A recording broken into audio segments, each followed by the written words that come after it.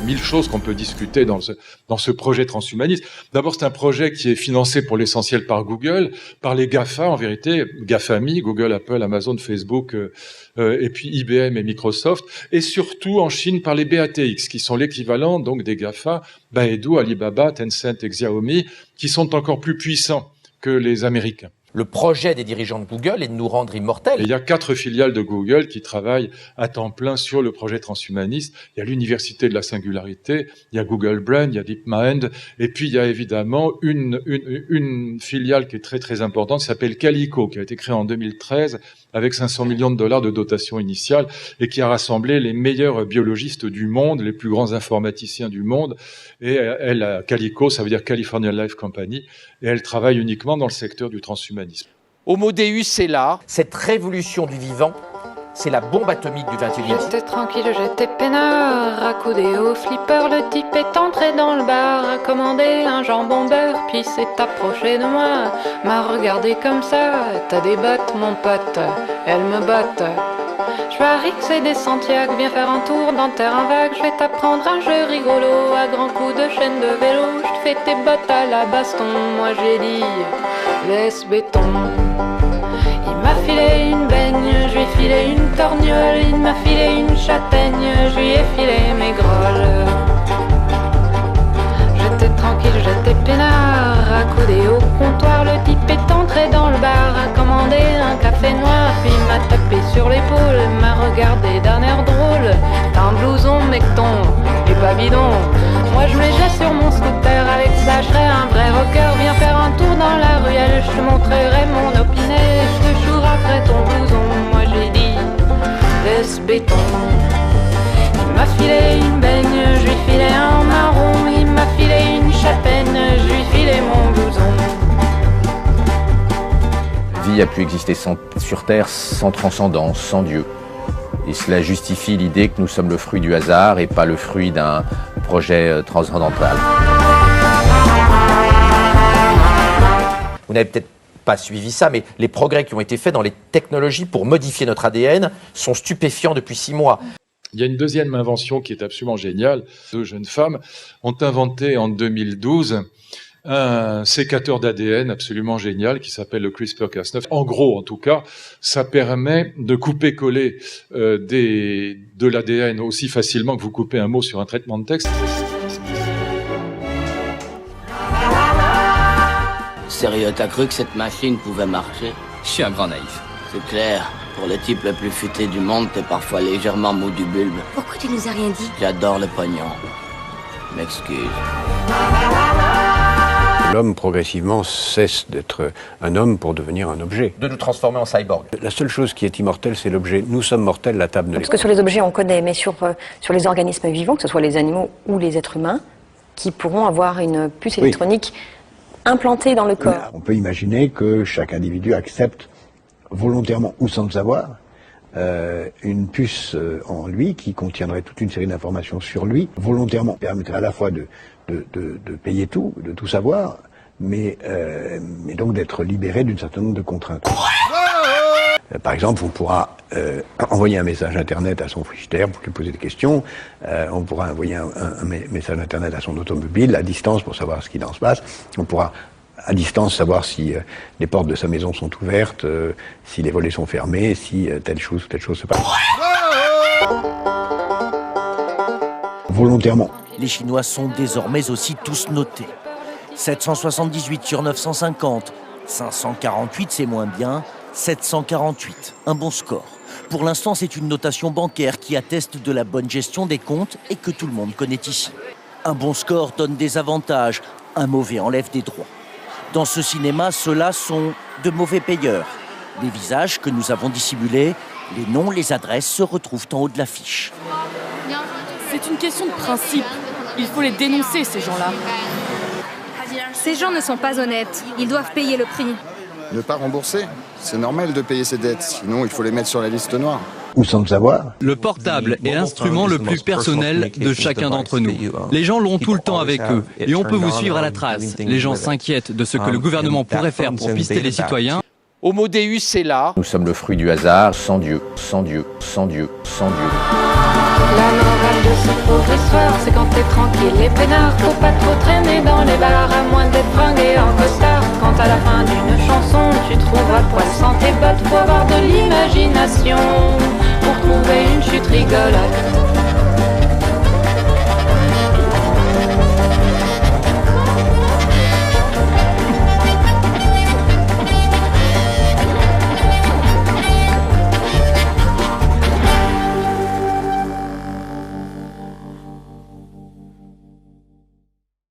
Alors merci pour cette introduction. Je suis ravie de vous parler d'un sujet qui est fort aride et conceptuel, mais qui nous arrive dessus comme une déferlante, même si la plupart des gens ne s'en rendent pas compte.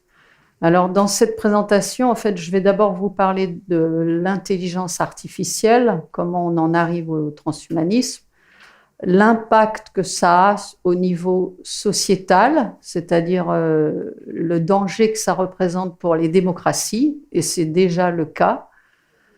Ensuite, je ferai un focus sur les biotechnologies, parce que les biotechnologies se sont énormément développées depuis la fin des années 90, donc ça fait au moins 20 ans.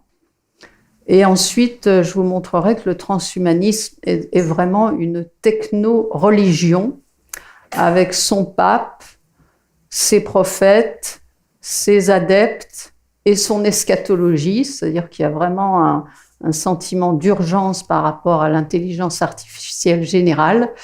Et comme je suis avec un public chrétien, ça va vous parler.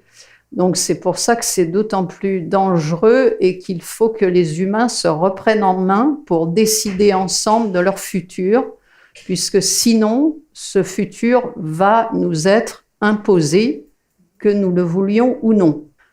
Alors, donc de l'IA au transhumanisme, on arrive à une convergence en fait techno-scientifique à partir de domaines qui étaient relativement séparés les uns des autres, grâce à Internet et grâce à la puissance des ordinateurs qui ont grandi de manière exponentielle depuis leur création, avec les micropuces et les puces qui deviennent de plus en plus puissantes et des capacités de calcul qui deviennent elles aussi de plus en plus puissantes.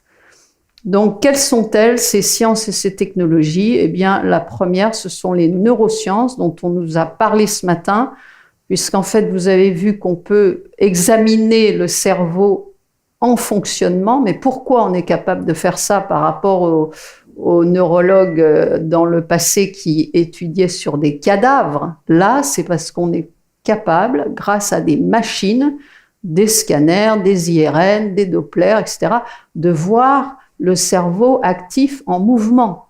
Donc, on est beaucoup plus en mesure de comprendre comment marche la pensée, comment marchent les émotions, etc. S'ajoutent à ça les sciences dites de psychologie et notamment les sciences du comportement. J'y reviendrai après dans la dimension historique parce que c'est très important.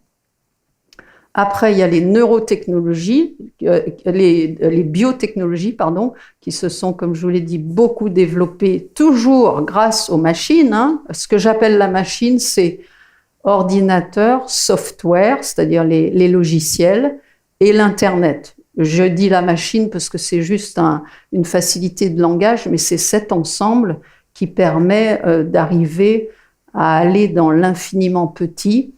La troisième famille scientifique, c'est les nanotechnologies. Je vous rappelle que nano, c'est 10 puissance moins 9 mètres. Je vais revenir avec une échelle qui donne une meilleure idée pour mieux comprendre ce qui se passe. Et enfin, la robotique. Le petit robot que je vous ai mis là, il n'est pas anodin parce qu'on pense aux robots dans les industries automobiles, par exemple, qui ont automatisé des tâches et effectivement ont eu un impact énorme sur l'emploi. Mais lui, il est intéressant, il s'appelle Pepper. Il est sorti en 2014, donc ça fait plus de 10 ans, par une société française. Et il était le premier petit robot à être capable de reconnaître les émotions de base. C'est-à-dire que quand il était en interaction avec un humain, il savait si l'humain avait été triste, était gai, était en colère. Donc c'était déjà une performance. Cette société a été rachetée par une grosse société de robotique japonaise, puisque tout ce qui est robotique, Android, etc., est beaucoup plus avancé en Asie que chez nous. Donc cette convergence, qu'est-ce qu'elle donne dans le temps? Je vais vous donner des échelles un peu temporelles pour vous y retrouver. D'abord, il y a eu une IA, c'est intelligence artificielle, faible. Ça, c'est ce on appelait ça avant les systèmes experts, 1980-2000. Dans ces systèmes experts, c'était surtout dans l'industrie pour résoudre des problèmes complexes. Il y avait des logiciels où tous les experts du domaine avaient été consultés pour les fabriquer. Donc, c'était les hauts fourneaux dans l'acier, c'était la recherche pétrolifère, c'était des constructions d'ouvrages sophistiqués en travaux publics, etc. Ça, c'est ce qu'on appelle une IA consacrée à un domaine d'activité. Après, depuis les années 2000, on est arrivé à l'IA forte, 2000-2030. Qu'est-ce qu'elle a de différent, cette IA? C'est vraiment une intelligence parce qu'elle est capable d'apprendre. Alors, il y a eu des technologies incroyables développées à la fin des années 90 d'apprentissage avec des couches d'ailleurs qu'on appelle neuronales, hein, donc on imite le cerveau, mais il faut voir à quelle vitesse ça va par rapport au nôtre, même si nous, on a, combien on a 150 milliards de neurones, est-ce qu'on se sert de tous? Peut-être qu'on se sert que de 0,1%. C'était une blague, mais là, les machines sont capables d'apprendre, et elles sont même capables d'apprendre sous des modalités non supervisées. C'est-à-dire que c'est la machine qui apprend toute seule. Avant, il fallait lui donner plein de données, des milliards et des millions de données, hein, comme un petit enfant, vous lui présentez un chat, il voit un chat une fois, il voit un chat deux fois, il sait que c'est un chat. La machine, il fallait lui donner des milliers d'images de chats. Maintenant, on n'en est plus là. La machine, elle apprend toute seule. Et l'étape suivante, c'est ce qu'on appelle la super IA. C'est ça l'eschatologie, entre guillemets, des transhumanistes, c'est qu'on va arriver à une époque, à un moment où l'intelligence des machines va dépasser celle des hommes. Et ça, selon les experts, 2030, 2040, donc vous voyez, c'est demain matin, hein, ça va arriver, ça. Ça, c'est ce qu'ils appellent la singularité. Et ils nous font peur, ou ils se font peur, ou c'est une réalité, de toute façon on va le savoir bientôt, en disant finalement on va être dépassé par les machines, donc qu'est-ce qu'il faut faire? Il faut fusionner avec les machines, voilà, c'est ça le rêve des transhumanistes, hein, c'est vraiment de fusionner avec la machine. Alors là, j'ai trouvé ce graphe récemment, puisqu'il date de août 2023, et il vous donne dans quel domaine, déjà les domaines de la vie courante, l'intelligence artificielle a déjà surpassé les humains. Il y a trois courbes intéressantes. La jaune, c'est la reconnaissance des images. Et vous voyez que la ligne, là, c'est la performance humaine. Donc, elle est déjà passée au-dessus de la performance humaine.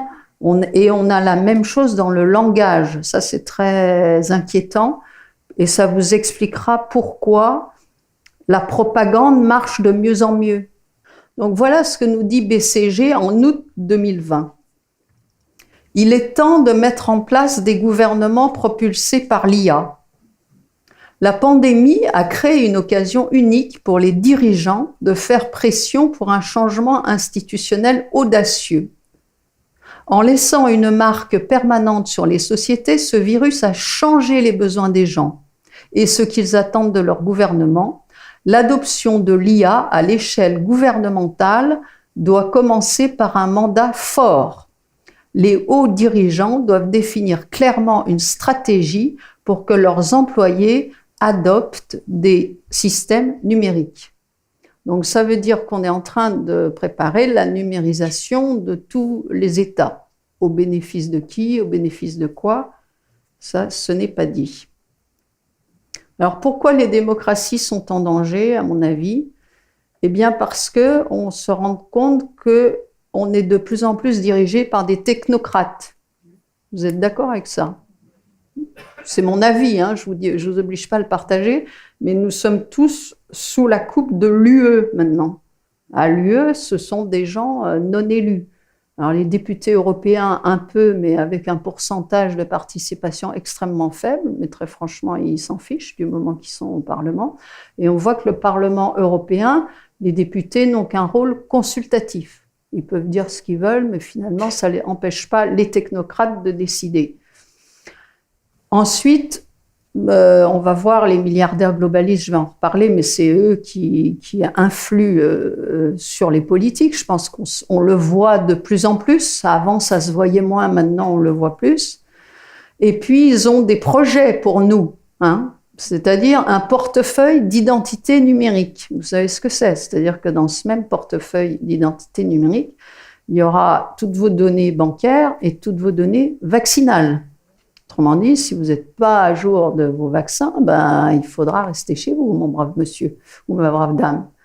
Et puis, il y aura, on parle beaucoup, puisque l'intelligence artificielle prend le pas sur les hommes, puisqu'on pousse cette intelligence artificielle, donc de moins en moins d'emplois, puisque de plus en plus d'automatisation, eh bien, on va mettre en place un revenu universel, formidable, sous condition. Une condition, ce sera, est-ce que votre carnet vaccinal est à jour? Est-ce que le carnet vaccinal de votre enfant est à jour? Etc., etc. Et puis, nos gouvernements, est-ce qu'ils obéissent pas finalement à cette technocratie, puisque on se rend compte que beaucoup des responsables politiques européens, américains, australiens, enfin, on va dire les pays dits occidentaux, sont tous passés par le Forum économique mondial et le fameux programme Young Global Leaders, le programme pour les jeunes leaders, et dont Macron, hein, bien sûr, Angela Merkel, etc. Et que eux, ils ont visiblement un agenda globaliste. Ils s'en cachent pas. Hein, il suffit d'aller sur leur site et vous verrez, ils veulent faire ce monde global, mais qui est à leur profit, hein, c'est pas au profit des peuples. Donc, enfin, on y reviendra après. Donc, elles sont en danger. Comment elles ont été mises sous influence? Eh bien, par ces fameux partenariats publics-privés décidés souvent en haut lieu. Comme le dit Klaus Schwab, que je pense tout le monde en a entendu parler, qui est président fondateur du Forum économique mondial, la pandémie représente une fenêtre rare mais étroite d'opportunités pour réfléchir, réimaginer et réinitialiser notre monde. Donc c'est ce qu'on appelle le Great Reset, le grand reset. Alors, les gouvernements, ils sont sous contrôle comment? Il y a ces fameux collusions publiques-privées, du lobbying. Il y a 2 places de lobbying extrêmement importantes dans le monde, c'est Washington et Bruxelles, hein, comme par hasard. Et puis, les lobbies, ils aident à faire passer les lois, hein, et ils aident avec des budgets conséquents. On va le dire comme ça. Conflit d'intérêts, corruption systémique. Alors, ce qu'on appelle les revolving doors, ça se voit beaucoup plus aux États-Unis peut-être, mais chez nous, en cherchant, on trouve aussi. C'est ceux qui sont à la FDA ou au CDC. Après, ils sont au conseil d'administration des grandes entreprises pharmaceutiques. Et vice-versa. Après, ils reviennent. Hein, c'est ça. Donc, c'est ce qu'on appelle regulatory capture, donc la capture des organes de régulation des pays qui auraient dû rester indépendants pour décider pour le bien commun, mais hélas, ce n'est plus le cas, et à mon avis, ça fait déjà un certain temps que ça dure, sauf que ça se voyait moins. Mais qui est-ce qui a cité ce matin le rapport du Sénat après H1N1 2000 Voilà. Bon, moi, je l'ai lu, hein, ce rapport, et c'est vrai, il disait déjà que c'était absolument scandaleux. On n'a rien fait hein, derrière. Ils n'ont pas légiféré pour dire on ne peut plus avoir une collusion publique-privée et une mainmise des laboratoires pharmaceutiques sur le ministre de la Santé ou ceux qui décident des AMM, etc. Ils l'avaient dit à l'époque, mais ils n'ont pas légiféré. Donc, on le savait déjà à l'époque. Et malheureusement, alors la corruption, elle est à tous les étages, hein, et elle ressemble vraiment au procédé des cartels mafieux. C'est-à-dire que des rétrocommissions, du chantage, des pots de vin, de l'intimidation, de l'extorsion. Donc, malheureusement, c'est peut-être difficile à accepter, mais c'est quand même une réalité. Et le Covid nous l'a peut-être mis, on en a pris, je pense, plein la figure. Beaucoup d'entre nous, peut-être, avaient une confiance raisonnable dans les humains sont les humains, corruptibles à partir de quel niveau de corruption. Mais personnellement, je ne pensais pas que c'était à ce point-là, que la corruption avait infiltré les organes de régulation, les administrations, etc. Les données personnelles médicales et génomiques. Alors, le secret médical, hein, dont on parlait avec vous, Bernard, c'est devenu du pipeau, hein, alors que c'est inscrit dans le code de la santé publique, c'est inscrit dans le code civil, etc., que le corps est inviolable. Et chaque citoyen, si vous voulez, devient facilement manipulable, parce que souvent, moi, les gens me disent « mais comment ça se fait que les gens ne se rendent pas compte ?» Et je crois qu'on est manipulé depuis la plus tendre enfance, et malheureusement, je vois beaucoup de gens bien éduqués, qui ont des beaux diplômes, mais qui sont très formatés, qui n'ont plus ce recul, cet esprit critique. Et Edward Snowden, vous voyez qui c'est, hein, un lanceur d'alerte qui vit en Russie depuis 10 ans. Il a alerté sur la vente de ces données et il a critiqué directement Emmanuel Macron, puisque, ça peut-être que vous ne le saviez pas non plus, mais en octobre 2020, pendant le 2e confinement, eh bien, le gouvernement français a choisi Microsoft pour héberger nos données de santé. Alors qu'il y a une grosse plateforme que vous connaissez peut-être, OVH, française, qui aurait pu très bien, d'ailleurs elle faisait partie de l'appel d'offres, comment ça se fait qu'on ait choisi Microsoft?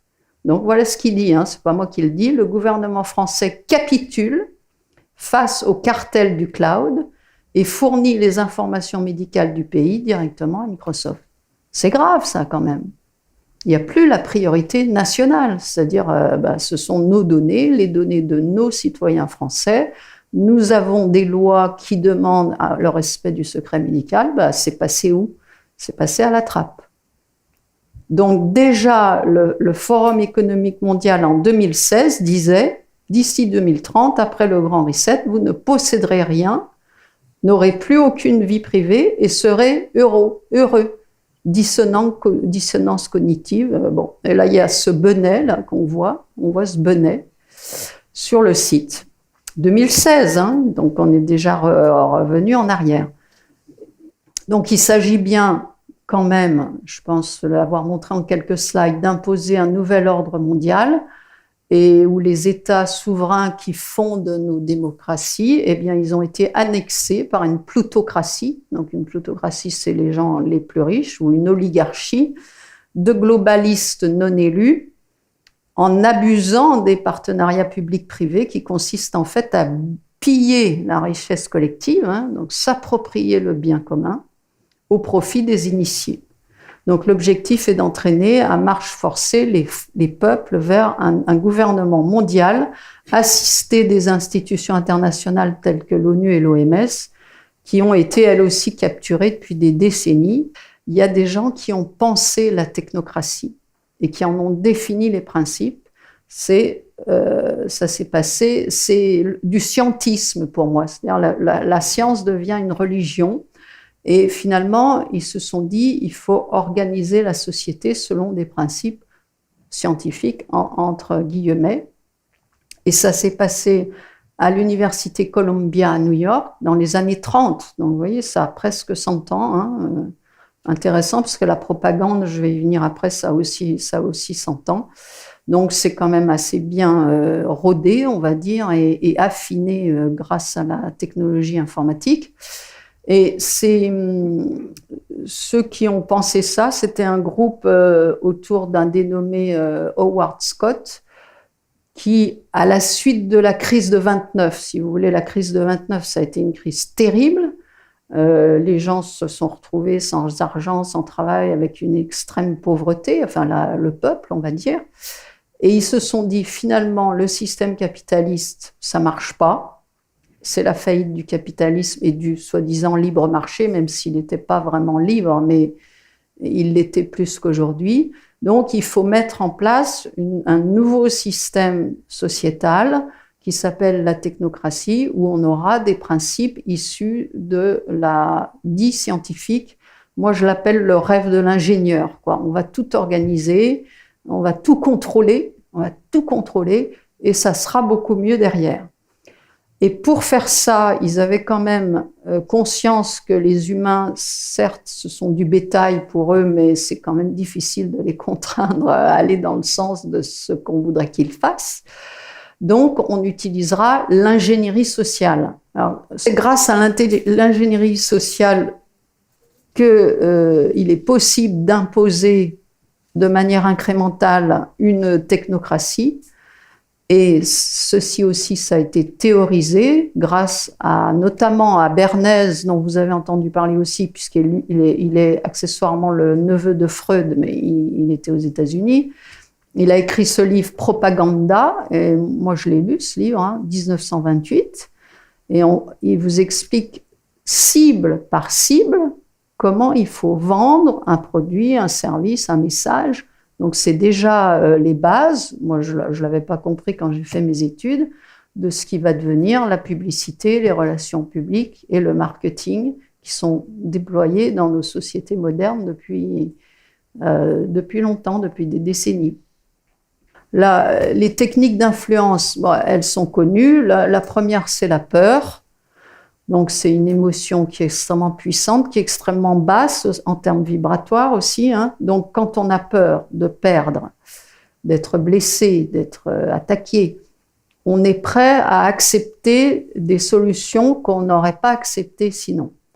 Donc, par exemple, il y a un virus très dangereux, il faudrait mieux écouter ce que nous dit le gouvernement. Ça vous rappelle quelque chose, non? C'est en 2020. Alors, la technique, elle est très vieille. Machiavel, 1532, Le Prince. Il y a deux manières de rester au pouvoir, la peur ou l'amour. L'amour, c'est compliqué, donc gardez la peur. Donc, on est bien au profit des élites globalistes. Alors, je vais quand même vous parler de Zbigniew Brzezinski. Lui, il a écrit de nombreux ouvrages, et là où je dis que c'est quand même un visionnaire incroyable, qui pensait 50 ans à l'avance, en 70, il écrit un livre qui s'appelle Between Two Ages, Entre deux ères, America in the Technetronic Era, c'est-à-dire le rôle de l'Amérique à l'époque technétronique, c'est-à-dire qu'il avait anticipé le rôle qu'allait jouer la technologie. C'était quand même très fort, j'avoue que... Alors voilà quelques extraits. Donc, parce que lui, il a réhabilité les principes de la technocratie. C'est pour ça que je vous ai parlé de la technocratie avant. Le marxisme était un tremplin nécessaire pour arriver à l'ère technocratique. Donc le marxisme, on avait mis tout le monde au même niveau avec les régimes terribles de Staline et de Mao et ce qui en a suivi. Donc, dans sa pensée, il fallait avoir expérimenté avec le marxisme pour en arriver à la technocratie, donc à la prise de contrôle par la technocratie de l'ensemble de la planète, parce qu'ils n'avaient pas de limite. L'ère technétronique, donc c'est l'ère actuelle, où la technologie est partout, a fait des bonds considérables, implique une société graduellement plus contrôlée. J'espère que vous comprenez ce que ça veut dire. Cette société sera dominée par une élite libérée des valeurs traditionnelles. J'adore, parce que les valeurs traditionnelles, c'est les valeurs judéo-chrétiennes qui fondent nos sociétés. Nous sommes des sociétés judéo-chrétiennes avec des valeurs, une morale, une éthique. des choses qu'on a le droit de faire, des choses qu'on n'a pas le droit de faire. Donc, alors évidemment qu'il y a des faiblesses, mais c'est quand même ça qui fonde nos sociétés. Eh bien, ces élites sont libérées de ces valeurs traditionnelles. No comment, hein, vous avez compris ce que je veux dire. Et puis, voilà ce qu'on fait des masses. Dans peu de temps, les citoyens seront incapables de raisonner ou de penser par eux-mêmes. Ils ne pourront que répéter comme des perroquets les informations qui leur auront été transmises par les journaux télévisés de la veille. Le transhumanisme, c'est donc quand même une idéologie qui veut augmenter l'homme. Donc vous avez compris qu'on a affaire à des matérialistes. Il y a quelques transhumanistes qui se disent spiritualistes, mais la majorité sont des matérialistes. Et ils veulent donc augmenter l'homme avec la machine et aller jusqu'à fusionner avec elle. Donc l'intégrité, si vous voulez, du corps humain. En fait, ce que j'ai compris, moi, en étudiant tous ces sujets, c'est qu'il fallait faire sauter tous les verrous. C'est le professeur Karl Hecht, c'est ce monsieur-là. J'admire beaucoup, enfin, j'ai trouvé ça admirable parce que c'est un monsieur qui a 96 ans, professeur de neurophysiologie, et il vient d'Allemagne de l'Est. Donc, il a connu les travaux qui étaient faits dans un environnement totalitaire sur les recherches sur comment on fait pour influencer et contrôler les pensées et les émotions à distance. Et on peut le faire grâce à des générateurs de certaines longueurs d'onde et maintenant les téléphones mobiles. Et on a fait ces expériences il y a déjà fort longtemps sur des primates. Et lui, il affirme qu'il y a déjà des armes psychotroniques qui existent et qui sont utilisées aussi bien par l'armée américaine que par les militaires russes pour provoquer peur, passivité, agressivité dans la population. Les nanotechnologies, je vous montre un peu cette échelle parce que c'est difficile à comprendre pour la majorité d'entre nous qu'est-ce que c'est 10 puissance moins 9 mètres. Donc sur cette échelle, on voit bien là, ça va ? Vous voyez que la fourmi, c'est 1 cm, globule rouge, c'est 0,01 mm. Quand on arrive à l'échelle de la bactérie, on est en micromètre. À l'échelle du virus, on est en nanomètre. Donc, ce qui est extraordinaire avec les nanotechnologies, c'est que maintenant, on est capable de fabriquer des matériaux, des objets, des senseurs, des robots à cette échelle-là. Et c'est vrai que c'est une performance technologique incroyable, mais qui a été rendue possible grâce à l'informatique d'aujourd'hui. C'est parce qu'on a ces capacités et ces puissances de calcul qu'on en est capable. Donc, les nanotechnologies, elles ont beaucoup été développées sur des systèmes matériels, c'est-à-dire des bétons, des polymères, des métaux. Et à cette échelle, ces matériaux ont des propriétés extraordinaires, donc de supraconductivité, d'extrême souplesse, de résistance, etc. Donc, c'est tout un champ extrêmement important de la technologie, mais qui a trouvé un mariage avec la biologie, puisqu'on est à la même échelle. Donc, on a toutes ces biotech qui se sont développées avec des startups, mais surtout, n'oubliez pas que les startups, ça marche que parce qu'il y a des financements. Le but avoué, maintenant on peut dire qu'ils le disent, c'est de fabriquer des cyborgs. Alors, il y a une différence à faire entre les androïdes, ce sont des robots qui nous ressemblent, d'accord ? Donc, derrière, ils sont connectés à Internet et ils peuvent avoir une apparence humaine. Hein. Par exemple, il y a des présentateurs TV en Asie qui sont des robots. C'est tellement... on arrive à peine plus à dire à faire la différence. Et les cyborgs, c'est plutôt l'humain augmenté. Avec, alors, quelqu'un qui a une prothèse de hanche, on peut dire qu'il est déjà augmenté. Mais c'est une chose. C'est tant mieux si on a pu lui mettre une prothèse. Mais là, ce qui est recherché, c'est vraiment la fusion, ce qu'on appelle la biologie synthétique. Ça aussi, c'est une découverte absolument extraordinaire, des biosenseurs nano à base d'hydrogel. Alors l'hydrogel, c'est une invention d'une société qui au départ s'appelait Profusa, mais c'est beaucoup utilisé dans la biologie synthétique.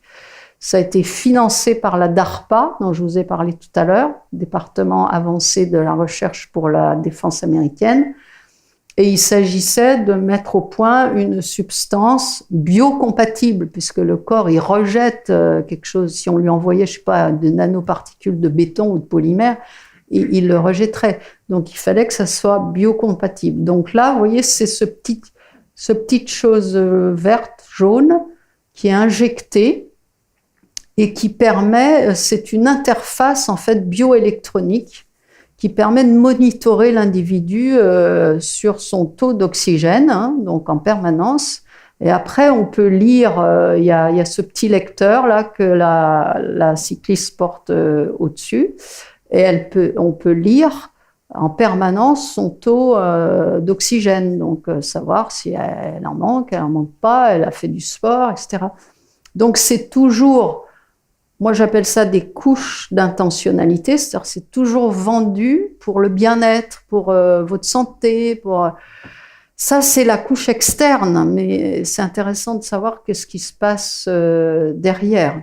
Donc là, la DARPA, j'ai écouté le médecin militaire qui expliquait combien il était satisfait de cette extraordinaire invention qu'ils ont sous-traité, et il disait, ben voilà, ça va nous permettre de suivre nos soldats en déplacement, si jamais il tombe malade ou si il est en...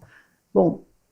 Mais évidemment, c'est une surveillance 24 heures sur 24 via le cloud. Donc, vous voyez que c'est bidirectionnel, hein, donc...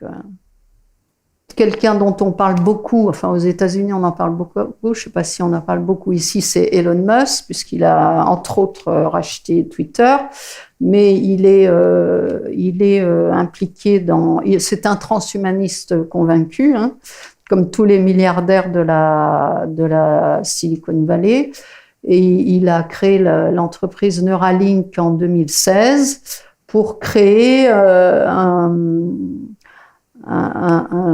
une sorte d'implant, si vous voulez, qui va être implanté pour communiquer avec le cerveau. Dans un premier temps, alors les études ont été faites sur des singes et sur des cochons, et là, il a eu l'approbation de la FDA pour commencer les essais cliniques sur des cerveaux humains. Donc, ça va être destiné, dit-il, aux tétraplégiques. Alors évidemment, on se dit, c'est formidable, ça permet aux gens de remarcher, etc.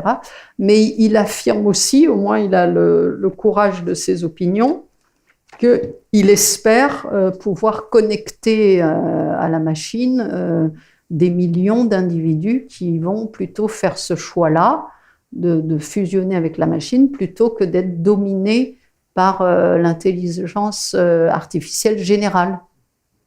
Ce transhumanisme, c'est vraiment une techno-religion, puisque la technologie est une solution divine à tous nos problèmes, et avec une ambition d'immortalité. Alors, comme j'avais dit quand on m'avait interviewé, je dis c'est très élitiste, hein, c'est pas tout le monde qui va devenir immortel, c'est les élites globalistes visent l'immortalité. Si elles peuvent se servir de millions de cobayes, pourquoi pas. Donc le pape, c'est lui, Ray Kurzweil, et il est maintenant directeur de l'ingénierie chez Google depuis 10 ans. Et pour lui, c'est notre avenir, hein, la fusion entre la technologie et la biologie, et on doit devenir super-humain. Moi, j'ai l'impression qu'il y en aura quelques-uns qui vont devenir super-humains, puis les autres, pour moi, c'est néo-féodal, hein, c'est les suzerains technocratiques avec la plèbe. Alors lui, il a écrit vraiment plusieurs livres, hein, y compris les machines spirituelles en 2000. Et à la question est-ce que Dieu existe, il répond non, mais nous y travaillons. Ce qui nous arrive, c'est la technosurveillance, un contrôle des populations pour réaliser le rêve des globalistes. Voilà. Donc nous sommes dans le rêve de quelqu'un d'autre et si ce rêve ne nous plaît pas, il nous faut nous inventer le nôtre. Merci. Aujourd'hui, au bout de ça, on parle de puces qu'on pourra s'implanter. Ce sera quand ça ? Certainement dans les 10 années à venir. Et d'abord, on va les implanter dans nos vêtements, c'est-à-dire wearables, comme on le dit. Et après, on pourrait s'imaginer qu'on les implante dans nos cerveaux ou dans nos topos. Et à la fin, peut-être il y a une communication directe entre notre cerveau et le monde digital. Ce que nous voyons, c'est une sorte de fusion du monde physique, digital et biologique. On appelle quelqu'un, on n'a même plus le réflexe de devoir prendre un appareil, ça se fait naturellement. Hein. La technique continue le corps. Oui, naturellement, ça devient, comment dirais-je, intégré dans votre personnalité. Mais si on n'a rien à cacher, il ne faut pas avoir peur. Ce changement technologique, cette révolution, quatrième, je l'appelle, va changer tous les secteurs industriels, ça va changer nos marchés d'emploi, ça va changer notre système d'éducation. Je crois que nous ne sommes pas conscients de l'impact et de la vitesse que cette révolution va avoir. Nous avons des vraies valeurs à défendre. C'est la liberté personnelle, ce sont les droits de l'homme, c'est laïcité, etc. Il faut se reconnaître sur ces valeurs et je crois, là, il y a aussi de force de survivre parce qu'on a la meilleure côté de l'histoire. Mais je crois qu'il faut toujours se rappeler le mot de Charles Darwin. C'est pas le plus fort qui à la fin va survivre, mais c'est celui qui s'adapte le mieux au changement. Il y a même ce rêve d'immortalité ou en tout cas d'une vie très prolongée. On dit voilà, petit à petit on pourra remplacer chaque organe défaillant, peut-être même un jour remplacer certaines fonctions du cerveau. C'est un rêve inouï. Il commence à y avoir des signes de ça. On ne sait pas. Et ce qui est clair pour moi, c'est aussi, on est dans une quatrième révolution pour l'humanité. Moi, je trouve ça fascinant, mais ça va aussi définir ce qu'on dit, ce qui est humain. Qu'est-ce que c'est humain dans cette nouvelle constellation ?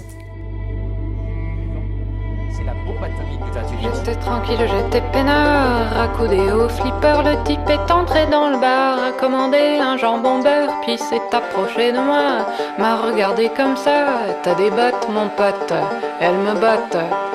Je parie que c'est des Santiago, viens faire un tour dans terrain vague, je vais t'apprendre un jeu rigolo, à grands coups de chaîne de vélo, je te fais tes bottes à la baston, moi j'ai dit, laisse béton. Il m'a filé une baigne, je lui ai filé une torgnole, il m'a filé une châtaigne, je lui ai filé mes grolles. J'étais tranquille, j'étais peinard, accoudé au comptoir, le type est entré dans le bar, a commandé un café noir, puis m'a tapé sur l'épaule, m'a regardé d'un air drôle. T'as un blouson mecton, et pas bidon. Moi je me jette sur mon scooter, avec ça je serai un vrai rocker. Viens faire un tour dans la ruelle, je te montrerai mon opinet, je te chouraperai ton blouson. Moi j'ai dit, laisse béton. Il m'a filé une